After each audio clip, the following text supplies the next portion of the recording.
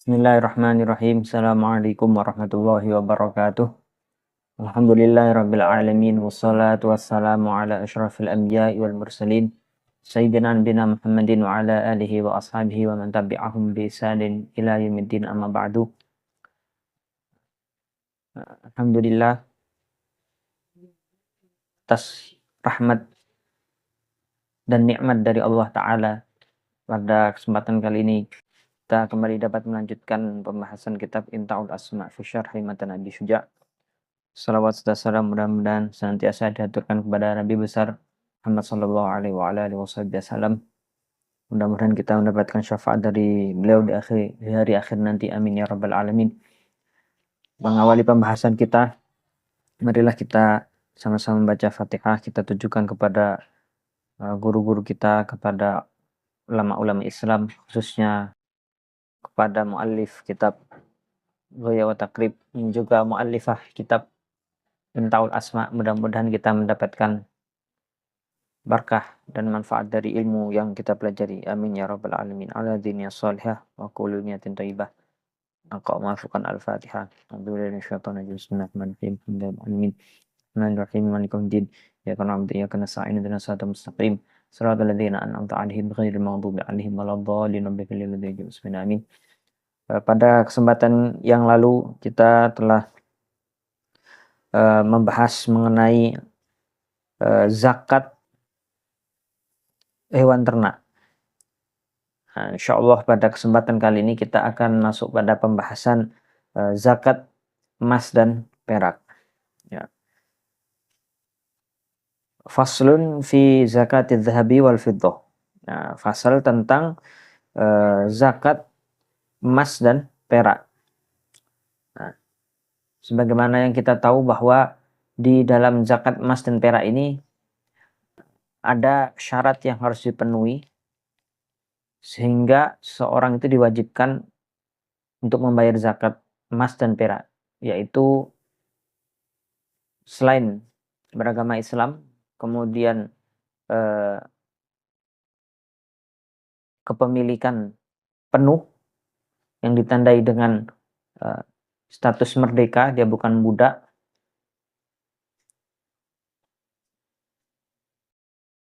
Berikutnya yaitu mencapai nisab. Dan yang keempat, haul. Nah, haul berarti jumlah yang mencapai nisab itu dimiliki selama 1 tahun. Nah, tidak kurang dari nisabnya. Nah, ini yang dimaknai dengan haul.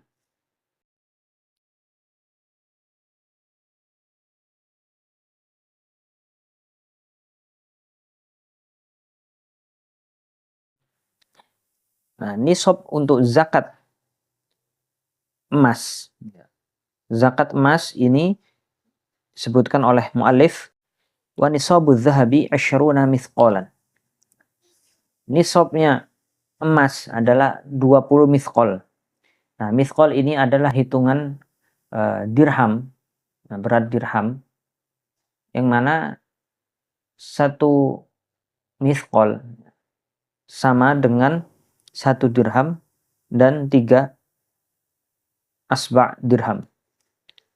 Ini adalah berat, hitungan berat orang-orang Arab zaman dahulu, yang apabila 20 mithqal ini kita konversi menjadi gram, kira-kira kalau sekarang ya sekitar 85 gram. 85 gram emas. Nah, jika seorang memiliki 85 gram emas yang itu bukan perhiasan yang dipakai sehari-hari, maka wajib dizakati. Ini adalah nisab 85 gram. Nah, kalau kita melihat hitungan emas di masa sekarang dinilaikan kepada rupiah, itu kalau 1 gramnya, kalau kita ambil patokan adalah emas yang emas batangan, produksi Antam itu sekitar 1.400.000. Maka kalau 85 gram sekitar 85 juta, kemudian sekitar 120-an juta ya. Sekitar 120-an juta itu adalah kalau rupiah. Wa fihi rubul usyri. Nah, yang wajib dikeluarkan adalah 2,5%. Seperempat dari 10, 2,5%. Wa huwa nisfu mithqal. Beratnya separuh mithqal. Nah, di 2,5%. Wa fi ma zada bihisabi. Nah, kalau lebih dari itu maka berdasarkan hitungannya. Nah, di sini ada dalilnya. Dari mana ketentuan nisab dan nilai yang dikeluarkan ini? Didasarkan pada hadis dalam Sunan Abi Daud, Rasulullah SAW bersabda, "Walaysa 'alaika syai'un hatta yakuna laka 'ishruna dinaron." Tidak diwajibkan atas kamu sesuatu pun sampai kamu memiliki 20 dinar. Fa idza kana laka 'ishruna dinaron, kalau kamu punya 20 dinar, wa hala 'alaihal haul, dan sudah melewati 1 tahun, fa fiha nisfu dinar, maka yang wajib dikeluarkan adalah separuh dinar. Fama zada fa bihisabi dzalika. Kalau lebih dari itu maka dengan hitungan tadi, berapa persennya, persentasenya. Dan kemudian dikatakan oleh syarihah ini, penulis kitab Intaul Asma, wa yuqasu 'ala dzahabi al-fulusu ar-ra'ijah.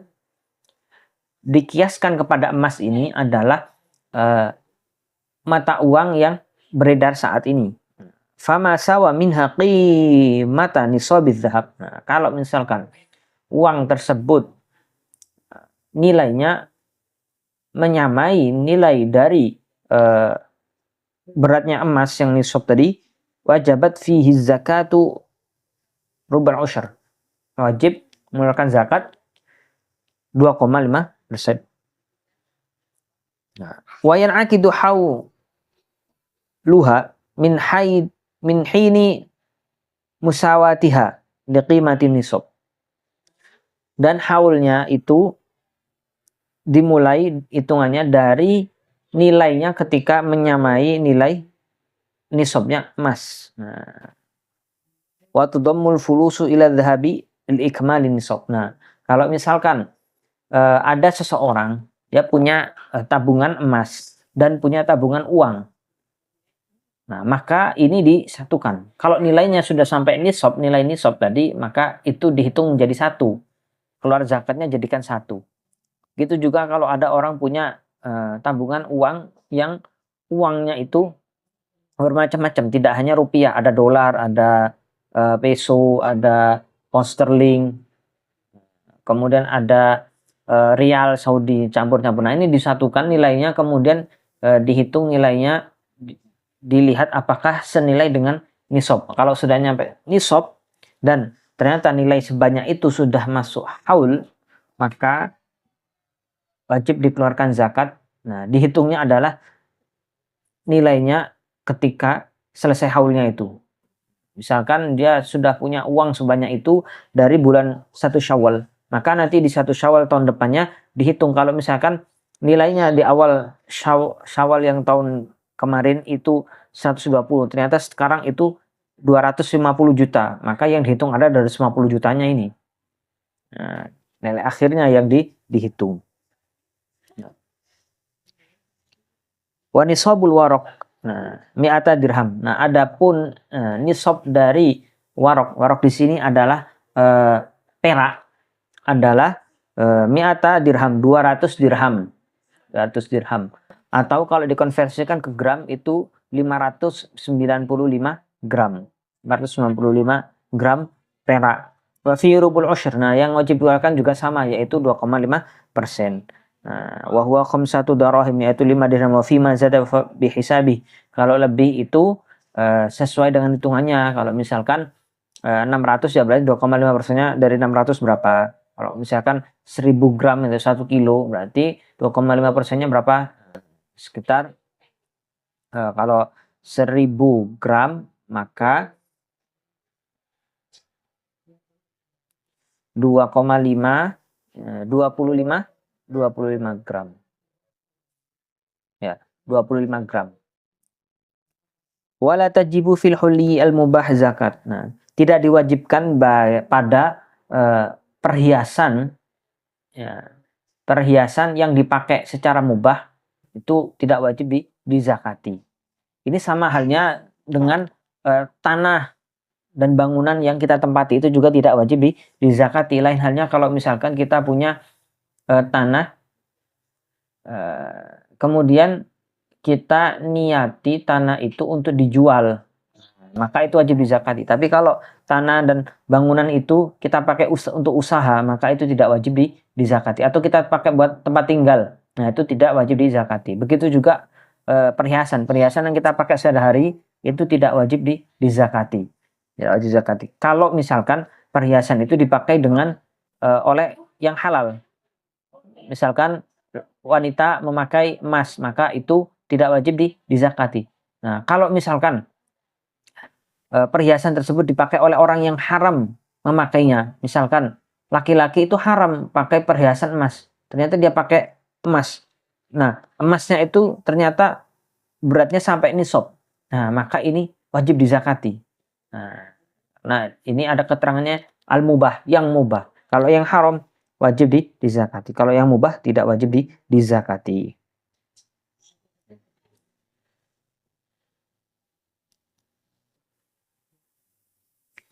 Faslun fi zakatiz zuru' wathimar. Nah, sekarang kita masuk pada bab zakat untuk pertanian dan buah-buahan. Wa nisabiz zuru'i wathimari khamsatu awsuq. Nah, nisabnya zakat pertanian satu ausuk. Wahya alfun wasittu mi'ati ritlin bil iraqi. Satu ausuk adalah 1.600 ritl menurut hitungan ahli Irak. Wa fi mazada bihisabihi. Nah, dan kalau lebih hitungannya ya mengikuti hitungan tersebut. Nah, ini kalau kita konversi ke kilogram, nah, maka satu ausuk ini berbeda antara hasil panen yang ada kulitnya dengan yang tidak ada kulitnya. Misalkan beras itu kalau satu ausuk adalah beratnya 1.631,5 kilogram. Nah, jadi 1 ton 631,5 kilogram. Nah, 1,6 atau ya 1,63 ton.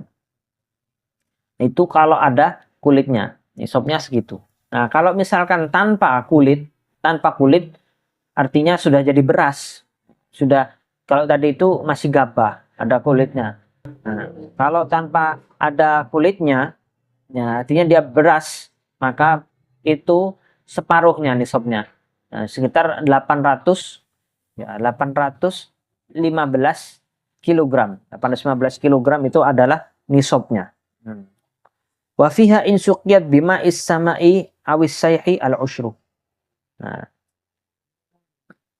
ini kalau misalkan diairinya dia dengan hujan, tanda hujan, atau tanpa keluar biaya, misalkan memanfaatkan aliran sungai, maka yang wajib dizakati adalah 10%-nya.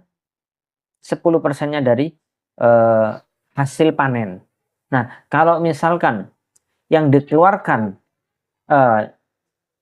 diairinya itu dengan biaya, artinya misalkan menyuruh orang untuk mengairi atau keluar uang dengan diesel, pakai diesel, nah itu kan butuh biaya. Nah, maka ini adalah wa in suqiyat bidulabin au nadhin nisul usyri, maka itu wajib dizakatinya separuh dari tadi, jadi 5%.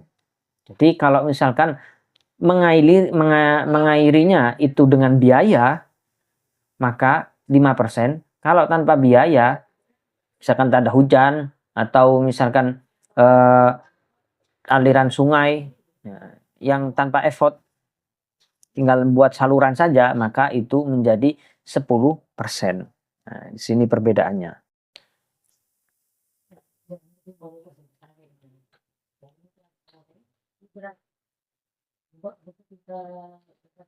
Nah, ini berdasarkan hadis Nabi SAW riwayat Imam Al-Bukhari. Rasulullah SAW bersabda, "Laisa fi ma duna khamsati awsuq shadaqah." Tidak ada zakat pada atau sedekah pada hasil panen yang kurang dari khamsatu awsuq. Nah,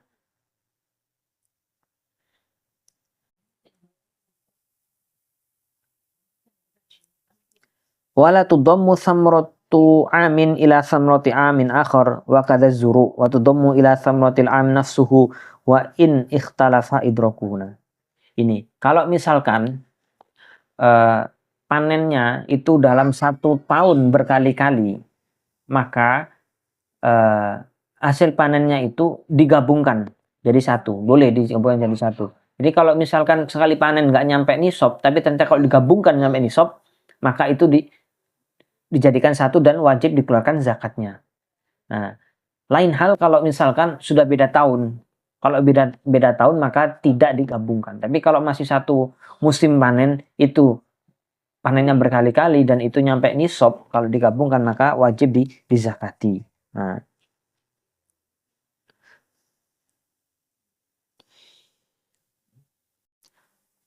berikutnya faslun zakatu urudit tijarah. Nah, ini zakat barang dagang. Wa tuqawwamu urudut tijarati wa tuqawwamu urudut tijarati inda akhiril hauli bima usturiyat bihi wa yukhraju min dzalika rubul usyri. Nah, ini cara penghitungannya sama seperti tadi di zakat emas. Jadi barang dagang itu kalau dia mencapai nisab, nah nisabnya ikut mana? Nisabnya adalah ikut perhitungan emas di 85 senilai dengan 85 gram. Nah, ini tuqawwam, dinilaikan ke mata uang. Jadi barang dagangannya itu dinilaikan ke mata uang. Inda akhiril hauli, di akhir haul. Nah, hitungan haulnya adalah ketika omsetnya, ya bukan omset, ketika barang dagangnya, modalnya itu sudah bertambah dan mencapai nisab. Misalkan orang memulai dagang pada bulan Ramadan. Nah, modalnya awalnya cuma 50 juta. Tapi ketika masuk bulan Zulhijjah, ternyata sudah untung dan nilai barang yang ada di toko itu sudah nyampe 85 juta. Atau bukan 85 juta, sudah sampai nisab. Nah, 85 gram. Ya, sekitar di atas 120 juta.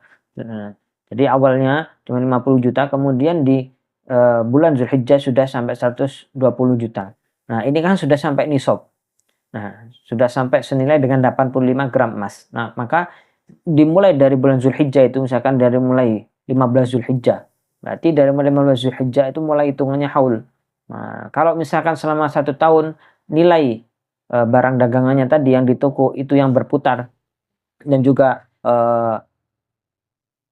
stoknya, kemudian uang tunainya itu tidak kurang dari nilai tadi 85 gram, maka di tanggal 15 Zulhijjah tahun berikutnya itu wajib dikeluarkan zakatnya.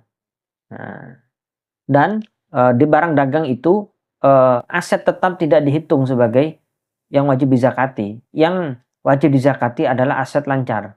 Aset lancar itu apa? Ya, itu uang tunai. Kemudian barang dagangan yang dijual. Kemudian kalau misalkan pabrik, maka alat produksi itu tidak dihitung. Karena itu termasuk aset tetap. Nah, kalau aset lancarnya wajib dizakati.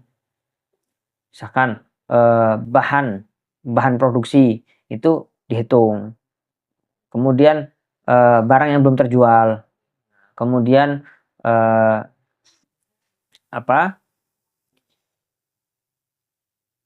uang tunai. Nah, aset lancarnya ini dihitung sebagai yang wajib dizakati. Nah, jadi yang dihitung adalah aset lancarnya saja. Adapun aset tetap tidak dihitung. Aset tetap itu gudang, misalkan tanah, nah itu tidak dihitung. Dan yang dikeluarkan adalah 2,5% dari tadi, dari aset lancar. Faslun zakatul ma'din war rikaz. Nah, sekarang zakat zakat barang tambang dan rikaz. Rikaz itu adalah harta karun peninggalan orang sebelum Islam. Wa ma ustukhrija min ma'adini dzahabi wal fiddah, dan apa yang dikeluarkan dari tambang emas dan perak, yukhraju minhu rubul usyri fil hal. Wajib dikeluarkan zakatnya. Nah, 2,5% saat itu juga. Nah, dengan syarat sampai nisab. Jadi kalau misalkan ada orang menambang emas, kemudian dari emas itu nyampe nisab,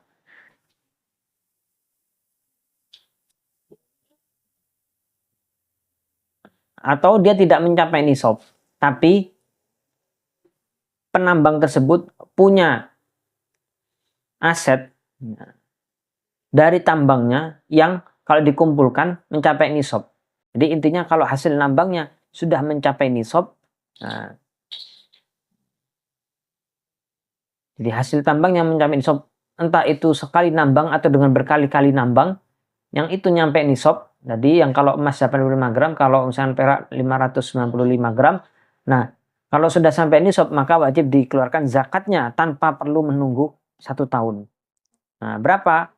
Sama seperti zakat emas dan perak, 2,5%. Ini adalah zakatnya orang yang menambang. Nah, adapun wa ma yujadu minar rikas. Nah, ini adalah rikas itu adalah harta peninggalan orang sebelum Islam. Kalau di Indonesia maka di masa sebelumnya Demak, peninggalan sebelum masa Demak misalkan, atau kita tahulah itu bukan peninggalannya orang Islam lah, maka fafi khumus, wajib dikeluarkan zakatnya 1/5.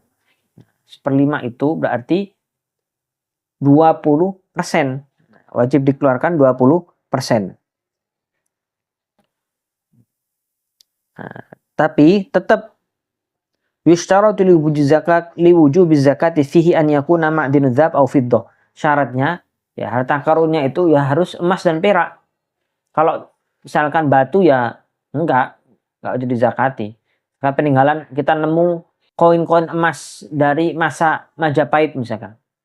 Nah, wa an yakuna nisaban, kalau misalkan peninggalan tersebut ditimbang dan mencapai nisab nilainya, maka wajib dizakati berapa? 20% dari dari jumlah nilai yang ditemukan. Jadi 20%-nya itu wajib dizakati.